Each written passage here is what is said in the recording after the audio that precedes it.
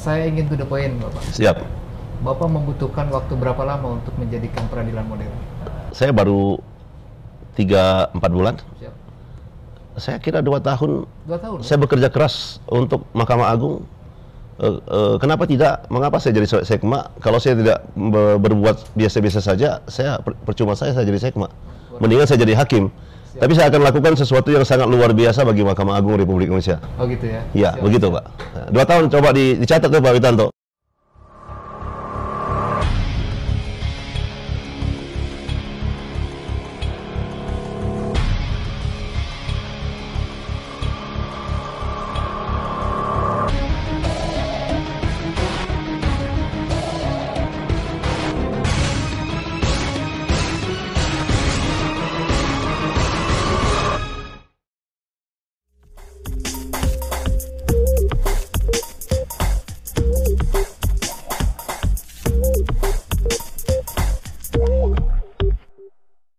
Assalamualaikum warahmatullahi wabarakatuh. Bersama saya Dewi Witanto dalam channel Mari Berbincang. Obrolan seputar hukum dan peradilan yang dikemas secara tajam, rileks, dan edukatif. Pada edisi perdana kali ini kita akan berbincang-bincang dengan seorang tokoh penting di Mahkamah Agung. Siapakah beliau? Kita sapa Sekretaris Mahkamah Agung Republik Indonesia, Bapak Dr. Hasbi Hasan MH.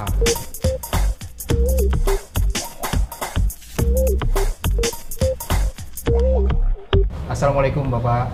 Waalaikumsalam warahmatullahi wabarakatuh. Kabarnya baik Bapak? Alhamdulillah baik Pak. Baik, terima Pak kasih Witanto. Bapak sudah hadir dalam acara podcast Mahkamah Agung. Atas perkenan dan izin dari Bapak juga, akhirnya sekarang Humas Mahkamah Agung memiliki acara Mari Berbincang. Siap. Supaya kita lebih rileks Bapak, kita sambil ngopi-ngopi saja. Ini kebetulan dari tim Humas sudah mempersiapkan kopinya. Kebetulan ini juga bukan sponsor, tapi kami sendiri yang membuat. Silakan Pak. Boleh saya ngopi? Silakan Pak. Silakan. Terima kasih Pak Witanto. Saya kopi dulu ya. Silakan. Kalau kurang enak mohon dimaklum Pak. Mantap. Mantap sekali Pak.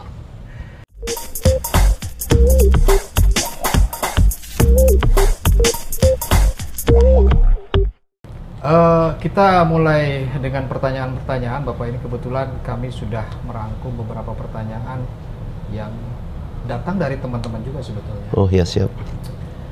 Seperti kita ketahui bahwa Bapak sebagai Sekretaris Mahkamah Agung tentunya adalah koordinator eselon 1. Iya.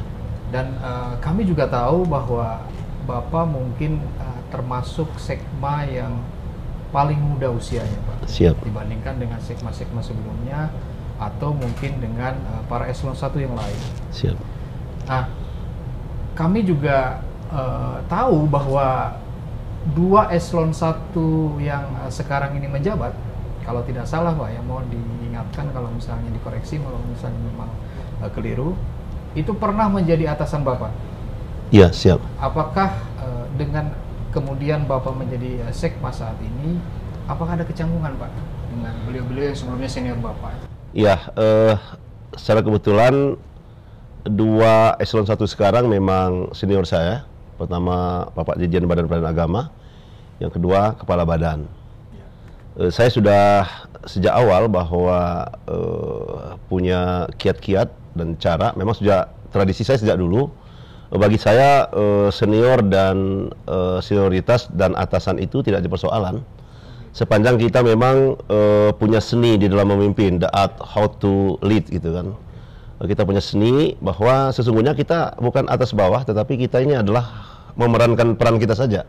Kita hanya memerankan peran kita saja. Kemudian tentunya kita juga memperhatikan kesantunan, gitu kan, memperhatikan komunikasi, koordinasi yang baik. Saya kira nggak ada persoalan, meskipun atasan saya ada 2 yang lebih senior dan mantan atasan saya gitu Pak Witanto. Betul. Iya. Ada nggak cara-cara khusus Pak untuk menjalin komunikasi yang intensif ataupun komunikasi yang baik dengan yang sebelumnya adalah senior Bapak? Baik, memang ada 2 pendapat tentang kepemimpinan.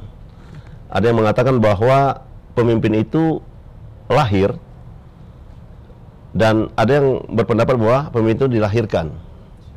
Nah kebetulan saya memang sejak SD sampai dengan perguruan tinggi memang selalu memimpin organisasi. Oh begitu Pak ya. Memimpin organisasi dan berlanjut sampai di Mahkamah Agung pun saya selalu mendapatkan peran-peran sebagai ya pemimpin dalam skala yang kecil maupun sampai yang sekarang sebagai sekretaris Mahkamah Agung. Jadi bagi saya sepanjang itu dilakukan dengan komunikasi yang baik, dilakukan dengan santun, dilakukan kita memperhatikan bahwa kita ini adalah bekerja dengan hati dan sepenuh hati dan untuk menjalankan visi dan misi, saya kira nggak ada kendala apapun. Saya belum pernah menemukan kendala apapun di dalam kepemimpinan, memimpin maupun dipimpin. Saya punya moto waktu saya di pesantren dulu, bahwa siap memimpin dan siap dipimpin. Pada saat kita menjadi seorang pemimpin, kita siap untuk memimpin. Tapi pada suatu saat kita dipimpin, ya kita juga siap sebagai yang dipimpin atau anak buah atau staf. Nah itu sudah siap ya. Oh siap. Saat kalau misalnya kembali lagi dan yang junior nanti naik ke atas, Bapak sudah siap? Pasti itu Pak. Apalagi saya akademisi. Di akademisi itu sudah terbiasa. Yang tadi jadi rektor, kemudian menjadi dosen biasa, yang tadinya dekan, kemudian menjadi dosen biasa. Itu sudah terbiasa. Saya juga akademisi, sehingga tradisi seperti itu bagi saya tidak ada persoalan. Tapi sebenarnya Bapak pernah nggak bercita-cita menjadi seorang sekma, Pak? Saya sebenarnya di awal-awal terlalu cepat mungkin untuk jadi sekma. Ketika saya menjadi Kapus Litbang, saya bercita-cita untuk setidaknya kalau tidak menjadi kepala badan, kemudian saya menjadi dirjen Badan Peradilan Agama lah. Kenapa? Karena saya pengen ikut tangga dan jenjang-jenjang itu. Kenapa alasan itu? Saya punya alasan tertentu untuk jadi itu. Tetapi karena kondisinya begitu cepat dan mungkin inilah menjadi takdir, saya kira saya menjadi sekma. Tetapi ketika saya ditanya bahwa apakah saya punya cita-cita, sekma ini bagi saya bukan barang yang baru. Sekma pertama itu Pak Dr. Rumnesa, itu sekma pertama, itu saya sekretarisnya Pak Rum. Oh, gitu. Kabak Sespim itu Pak Witanto. Oke, Pak. Jadi barangkali kalau saya jadi sekma memang jalurnya memang sudah ada. Pekerjaan sekma itu sudah tidak asing buat Bapak? Tidak asing. Bayangkan Pak, sekma pertama itu belum ada seperti sekarang. Kita membuat format sendiri, menerobos sendiri, membuat solusi-solusi sendiri. Itu tidak segampang yang kita bayangkan. Kalau sekarang kan sudah ikut alur aja. Okay. Sudah sistemnya udah jalan, aplikasi udah jalan. Saya kira tidak ada persoalan yang terlalu rumit dan signifikan untuk diatasi. Saya kira begitu. Bapak kan basicnya adalah seorang hakim, Pak. Oh siap. Tapi kalau saya melihat perjalanan karir Bapak, iya, justru Bapak lebih banyak duduk di jabatan-jabatan birokrat. Oh iya, siap. Sebetulnya enak menjadi hakim atau enak menjadi birokrat, Pak? Baik, saya sebelum menjawab Pak Witanto, saya juga sebenarnya agak sedikit kaget juga. Saya memang jadi hakim, dan saya hakim itu 97 saya SK hakim. Tahun 97? 7, kemudian tahun 2001, terakhir saya sidang. Berarti cuma 4 tahun, setelah itu saya masuk ke Mahkamah Agung. Dulu di mana Pak waktu itu? Saya pertama di Sungai Liat, kemudian masuk ke Pangkal Pinang. CPNS-nya Sungai Liat, hakimnya Pangkal Pinang. Terus saya ke Tanggamus, kemudian saya menjadi hakim Jakarta Selatan, tapi tidak pernah sidang Pak Witanto. Langsung di Mahkamah Agung, jadi asisten. Nah tidak lama kemudian saya menjadi Kabak Sespim. Setelah Kabak Sespim, saya menjadi Direktur Badan Peradilan Agama. Selama 6 tahun, kemudian saya diangkat menjadi Kapus Litbang dan sempat sidang juga sebagai hakim tinggi cuma 1 minggu. Setelah itu tiba-tiba ada open bidding, saya ikut. Nah, Tuhan mentakdirkan saya menjadi sekretaris Mahkamah Agung. Nah kalau ditanya misalnya mana yang lebih enak dan tidak enak, saya bilang tergantung kita memerankannya Pak Witanto. Sepanjang kita menjiwai peran kita itu, kita bekerja dengan hati dan sepenuh hati, saya kira dua-duanya saya bisa perankan itu, baik sebagai hakim maupun sebagai staris. Nah, tidak menutup kemungkinan suatu saat saya balik lagi back to basic sebagai hakim. Jadi Bapak punya keinginan juga ya, suatu saat Bapak akan kembali ke jabatan hakim. Iya, karena saya adalah hakim, maka saya tentunya bercita-cita untuk menjalani puncak karir hakim saya. Mungkin dengan toga kuning Pak ya? Oh ya, toga kuning ya. Mohon doa semuanya. Mohon doa Pak Tanto ya, saya juga bercita-cita ya. Sungguh menyebalkan kan, kita lihat takdir lah, gimana takdirnya yang akan datang. Siapa? Saya akan melanjutkan kepada pekerjaan yang berkaitan dengan TUSI, Bapak. Iya. Sekretaris Mahkamah Agung mengelola keuangan di Mahkamah Agung yang ya cukup besar barangkali, Bapak.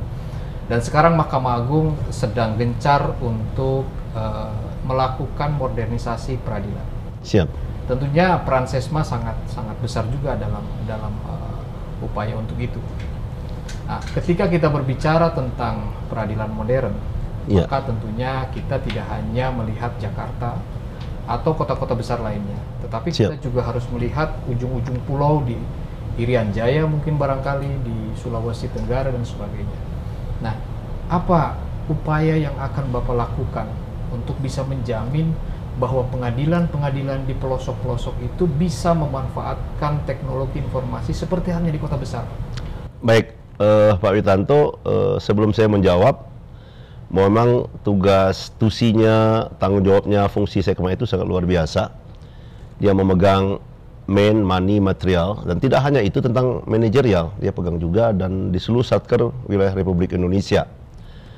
Kita sadar bahwa sementara ini di beberapa tempat modernisasi itu hanya terjangkau di kota-kota besar dan kota-kota yang bisa dijangkau oleh jaringan-jaringan yang memadai, tetapi di tempat-tempat yang remote, yang tersembunyi dan terdalam bahkan tidak bisa dijangkau, kita juga masih punya kendala. Nah, oleh karenanya sebagai Sekma saya juga akan berusaha mengumpulkan semua komponen, semua eselon 2 untuk merancang ini, dan udah ada di benak saya bahwa kita akan penguatan jaringan-jaringan di daerah, server-servernya kita perkuat, jaringan kita perkuat. Tidak hanya itu, kita juga akan melatih SDM-SDM yang handal, yang sementara ini kan digalakkan tentang Smart ASN. Smart ASN itu adalah yang menguasai CAT, yang menguasai bahasa dan pengetahuan global. Nah, sekarang kita merambah tidak hanya kepada ASN, tapi semua aparatur, termasuk hakim, termasuk panitera, jurusita, kita akan menjadikan smart ASN ini. Jadi tentang itu sudah kita pikirkan dan sudah kita lakukan. Kita sekarang sudah memberikan bantuan server ke 210 satker, dan di tahun ke depan mungkin dalam 3 tahun paling tidak 2 tahun lah semuanya sudah seluruh Indonesia sudah bisa kita jangkau. Saya kira demikian.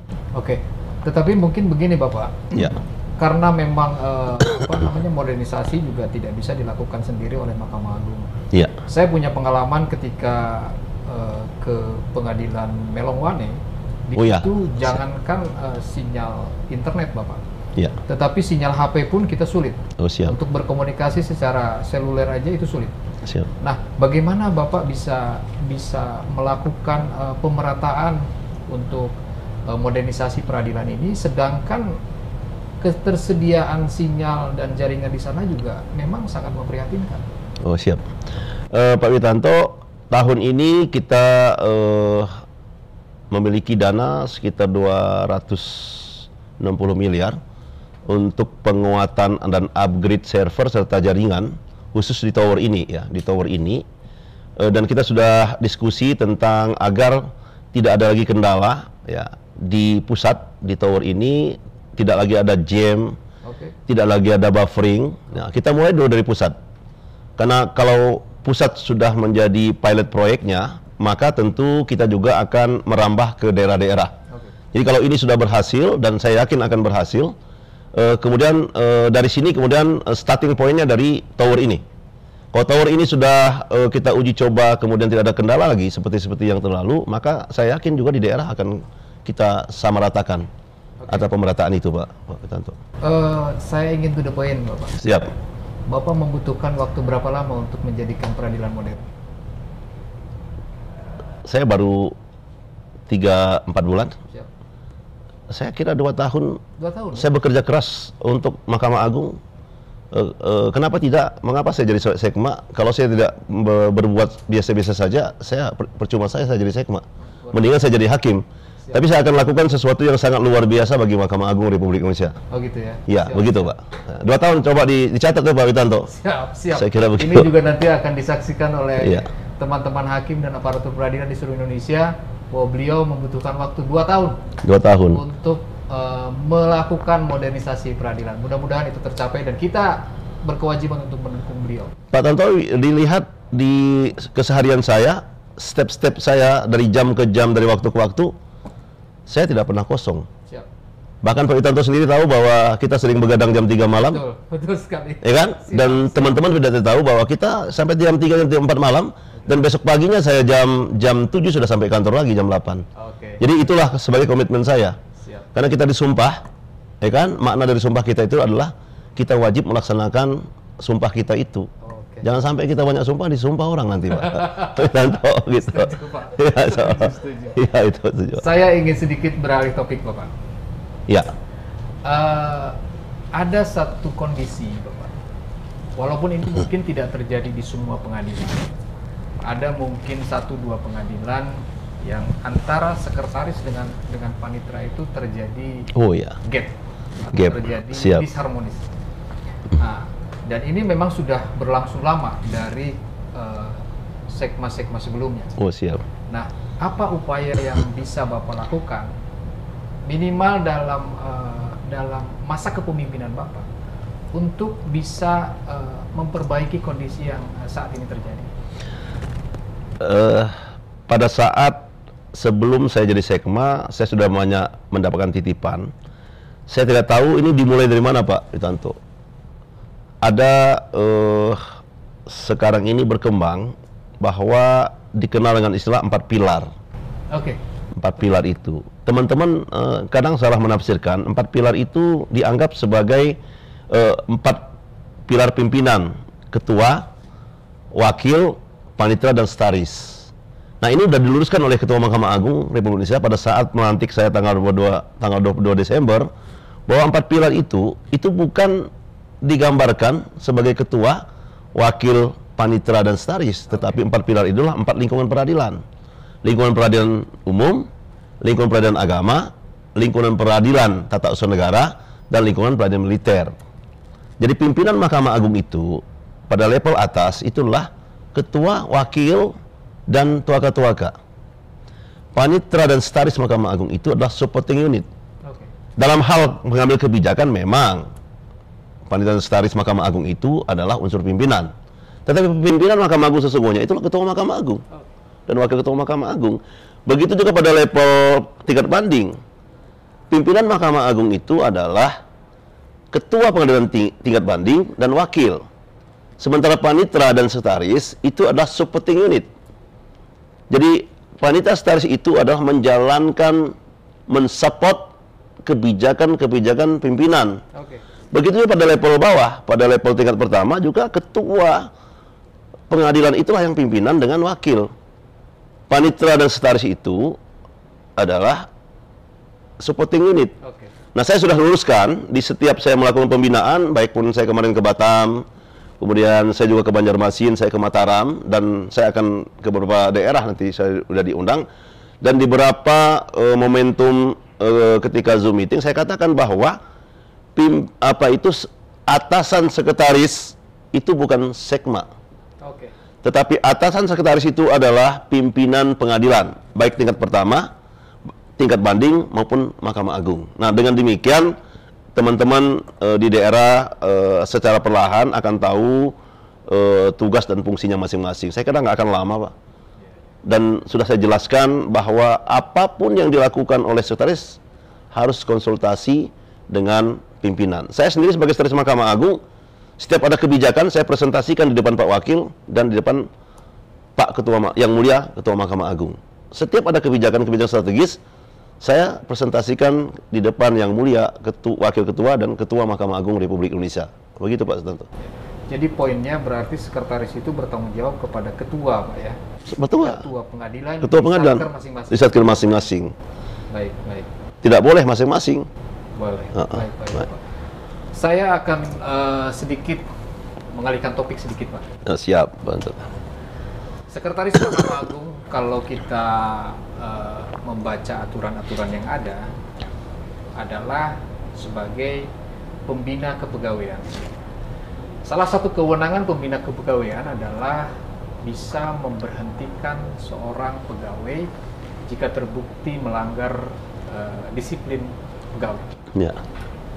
Yang ingin saya tanyakan kepada Bapak, bagaimana seandainya jika suatu saat Bapak berhadapan dengan kondisi Bapak harus memberhentikan secara tidak hormat pegawai, tetapi pegawai itu kenal dekat dengan Bapak. Bagaimana kira-kira yang akan Bapak lakukan? Baik Pak Witanto, di dalam pemberhentian itu ada mekanismenya.